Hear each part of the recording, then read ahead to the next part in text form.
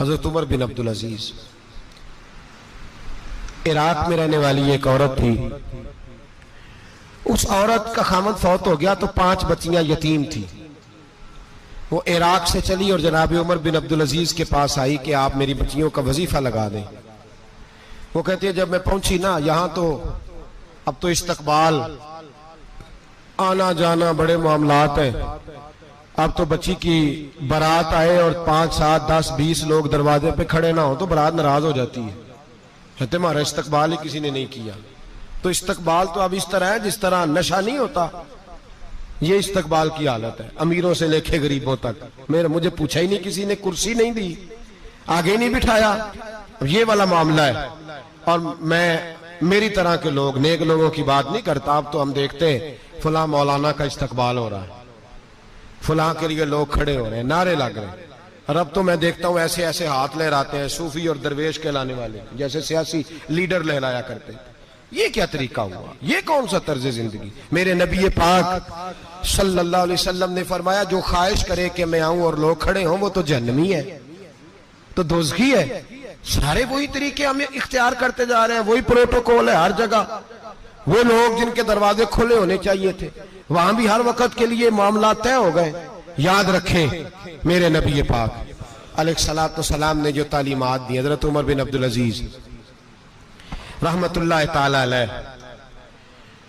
औरत कहती है मैं पहुंच गई, मैंने लोगों से पूछा घर कहां है, तो कहा वो जहां बोरी लटक रही है ना बाहर, टाट का पर्दा लगा हुआ है, वो हजरत उमर बिन अब्दुल अजीज का घर है। कहती है मैं दरवाजे पे दस्तक दी, तो एक औरत ने दरवाजा खोला तो मुझे बीबी जान के अंदर बुलाया। तो उनके घर के अंदर जब मैं दाखिल हुई तो बड़ा सारा सेन था, एक तानिम कुआं लगा था, एक तरफ एक बड़ा दरख्त था और एक छोटा सा बनाई हुई थी जगह बर्तन धोने के लिए। और बीबी ना बर्तनों को मिट्टी लगा के साबुन लगा के बैठी हुई थी, काम कर रही थी वो औरत। मुझे उसने दरख्त के नीचे बिठाया, पानी पिलाया। कैसे आई हो? मैंने कहा अमीरुल मोमिनीन से मिलना है। कहने लगी बैठो थोड़ी देर में आ जाते। कहती थोड़ी, मैंने समझा घर की कोई मुलाजमा है, मैं बैठ गई। थोड़ी देर गुजरी, फिर दस्तक हुई, उस बीबी ने उठ के दरवाजा खोला। तो जब वो शख्स अंदर आए तो कहने लगी बड़ी देर से बर्तनों को साबुन लगा के बैठी हूं, कहां रह गए थे? कहती है वो साहब कहने लगे बस जरा मसरूफ हो गया था, दौड़े गए, कुएं से पानी निकाला, बीबी को दिया, उसने बर्तन धोए। कहती है फिर थोड़ा सा सिरका और एक रात की रोटी वो लाई, उस शख्स ने खाई। मैंने कहा कि ये दोनों घर के मुलाजिम हैं, मियां बीवी काम करते हैं। जब वो खाना खा चुके तो वो औरत मेरे पास आई, कहने लगी उठ के मिल लो अमीरुल मोमिनीन से। मैंने कहा कौन अमीरुल मोमिनीन? तो कहने लगी कब से तो आए हैं, ये जिसने कुएं से पानी निकाला यही मुसलमानों का अमीर है, और ये जिसने दरख्त के नीचे बैठ के सिरके से रोटी खाई है यही है। ये फरिश्तों की दास्तान नहीं, ये वो लोग हैं। वो बीबी गई तो कहने लगी कि ये अमीरुल मोमिनीन है। कहा वो उठ के हाजिर हुई, कहा हुजूर मैं इराक से आई हूं, मेरा खामद फौत हो गया, मेरी 5 बेटियां हैं, वजीफा लगा दे। वो बीबी कहती है मेरा दिल था कि ये 3 बच्चियों का 100 दिनार साल का लगा देंगे तो बड़ी बात है। कहती है जब मैं उनके पास गई तो हजरत उमर बिन अब्दुल अजीज को बताया तो वो रोने लग गए और मुझसे माफियां मांगने लगे। मैंने कहा हुजूर आप क्यों माफी मांगते हैं? तो कहने लगे इसलिए माफी मांग रहा हूं कि तू मेरी रियाया में थी और तेरी 5 बच्चियां यतीम थी, तुझे खुद चल के आना पड़ा है। मेरा काम था तेरी खबर लेता, माफ कर दे अल्लाह की रिजा के लिए। उन्होंने वजीफा लिखना शुरू किया तो मेरी एक बच्ची का 1000 दिनार साल का लिखा। मैंने कहा अल्लाह तेरा शुक्र है। फिर दूसरी बच्ची का 1000 लिखा तो मैंने कहा अल्लाह तेरा शुक्र है। तीसरी का 1000, चौथी मैंने कहा शुक्र है। जब चौथी का लिखा तो मैंने कहा अल्लाह आपका इकबाल बुलंद करे, अल्लाह आपको हमेशा इसी तरह फलता फूलता रखे। कहते हैं जनाब उमर बिन अब्दुल अजीज ने कलम रख दिया, फरमाने लगे मैं 5वीं का वजीफा नहीं लिखूंगा, 4 बहनों से कहना बांट के इसे भी दे दे। कहा हुजूर क्यों?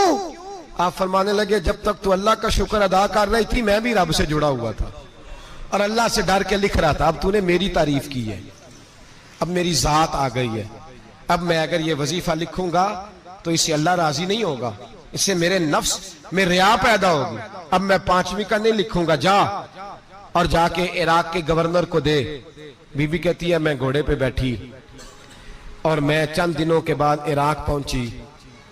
जब सवेरे आके मैंने वालिए रात को रुका दिया तो वो चीख मार के रोया। मैंने कहा क्या हुआ? तो कहने लगा बीबी आज रात को हजरत उमर बिन अब्दुल अजीज का इंतकाल हो गया, फौत हो गए। तो इंतकाल कर गए। कहती मैं भी तड़प के रोई। मैंने कहा मेरी यतीम बच्चियों का क्या बनेगा? तो वो गवर्नर कहने लगा तेरे वजीफे जारी रहेंगे, तुझे मिलते रहेंगे।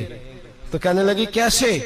कहने लगा मैं अगर तो गवर्नर रहा तो तेरा वजीफा जारी रहेगा, और अगर गवर्नरी से उतर भी गया तो मैं जाती तौर पे मालदार हूं, फिर भी तेरी बच्चियों के माहाना पैसे पहुंचते रहेंगे।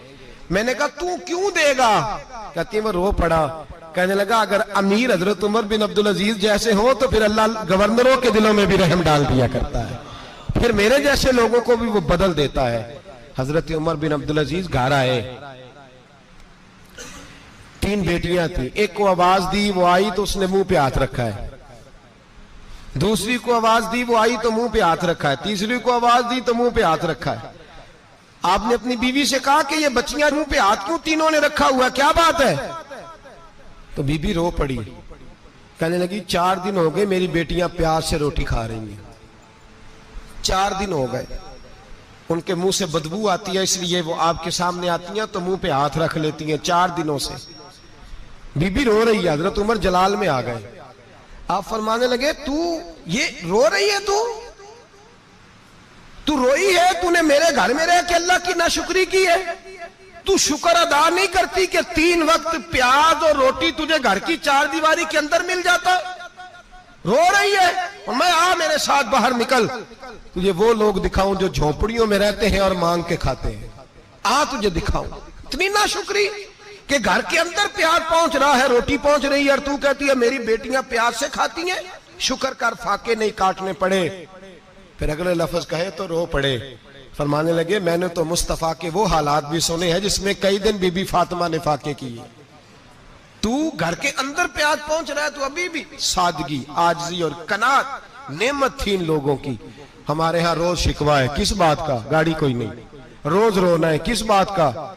बंगला कोई नहीं। रोज रोना है, किस बात का? बैंक बैलेंस कोई नहीं। 10 जोड़े क्यों नहीं ईद पे आए? और ये सिर्फ औरतों का मसला नहीं, हमारे अंदर भी ये बात बदरजे औला। हम रोज अपने आप को मिस्कीन कहते हैं, गरीब कहते हैं, लाचार कहते हैं, मजबूर कहते हैं। कभी देखो वो जो झोंपड़ियों में रहते हैं, कभी पलट के देखो लोगों की तरफ जो पैदा हुए तो आंखें कोई नहीं थी, हाथ कोई नहीं थे, पैर कोई नहीं थे। वो देखो जो पैदा हुए तो सर पे बाप का साया कोई नहीं था। कैसे कैसे लोग वक्त गुजार रहे। हम रोज आके कहते हैं कारोबार ठंडा हो गया, हालात बड़े खराब हो गए, हम बड़े मजबूर। क्या हो गया साहब? अल्लाह के दिन है सारे, अल्लाह के दिन है। वसल अच्छा है ना फिराक अच्छा है, यार जिस हाल में रखे वही हाल अच्छा है।